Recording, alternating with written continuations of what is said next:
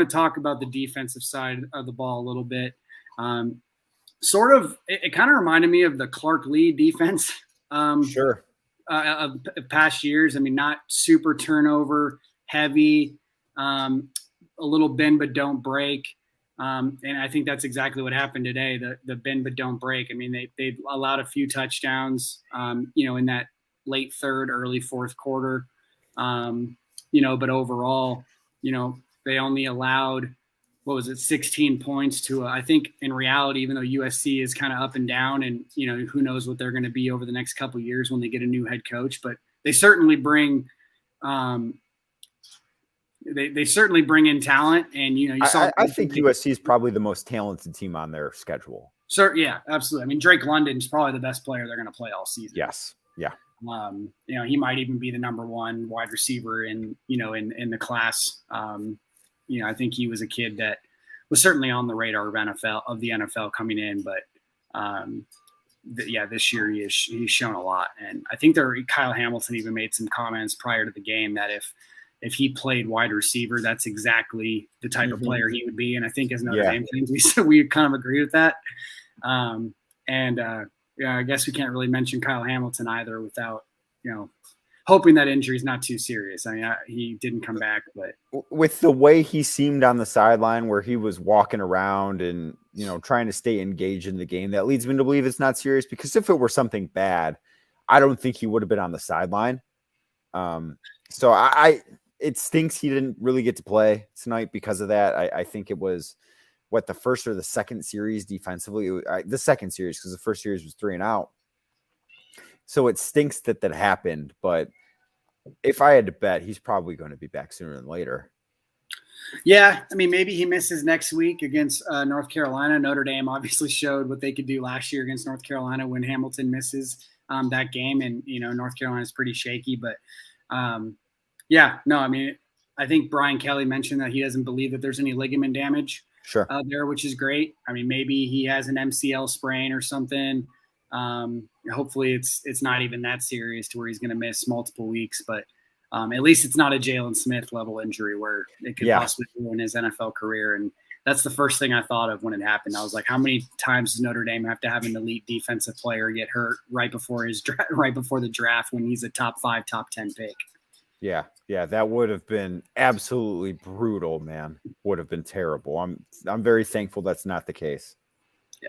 And I do, it's weird. Kind of going back to the defense a little bit. I do think people are being a little harsh on the defense. I mean, I think specifically for, just because most of the year they've kind of had to, hold down the fort and kind of get the offense out of some bad situations. And today, maybe it was the other way around a little bit. The offense was, pretty much, I think, drove down the field outside of 1 3-and-out. They had the pick, but that was when they were driving as well. And they had a missed field goal on the first drive, but, pretty much every drive they were able to produce points or close to it. So, I mean, I think today was an anomaly of sorts for the defense, but even then, I mean, they still only gave up a point. They had pick in the red zone. And they had the fumble recovery at the end. Yeah, absolutely. But it's one of those things where, I mean, the whole game, I think, is part of what people miss sometimes. And, they see USC driving down the field, but then, like I mentioned, like Notre Dame has the pick and almost a pick six. And that's still a huge part of it. I mean, that's locking down in the red zone and making a play. And that's what good defenses do. And that was right after the Hamilton, right after the Hamilton injury. Defense certainly, crap the bed right from there on out. And I don't believe they really did. No, definitely not. And, it did feel like that Clark Lee defensive performance, but at the end of the day, they created at least 3 plays that were worthy of turnovers, right? We saw the 2 strip sacks. One was recovered by Notre Dame, one wasn't. And then the interception by Bauer that could have been, that was almost returned all the way for a touchdown.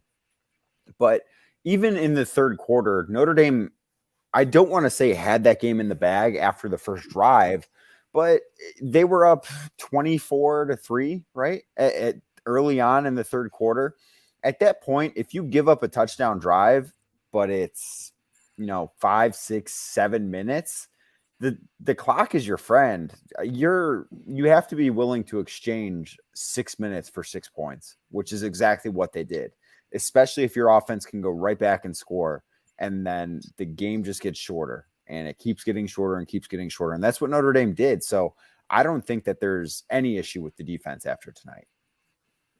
Yeah, and we have a comment from Gary Lewis kind of mentioning the fact that if we catch a strong passing team in the New Year Six, well, it could be embarrassing. But I think, again, that kind of plays into, Kyle Hamilton didn't play the majority of this game. And, not only is he the best secondary player in the entire country, he might be the best defensive player in the entire country, along with, Kayvon Thibodeau at Oregon. So I'd like to see a healthy Kyle Hamilton if Notre Dame is going to be playing a pass-heavy team, which I think USC is. I mean, Keontae Ingram I think was great on the ground, but overall they are an air raid offense for a reason. And like you mentioned, they probably have the most talent of anybody on Notre Dame's schedule. So even though USC is shaky for sure, they will put up points against most teams they play.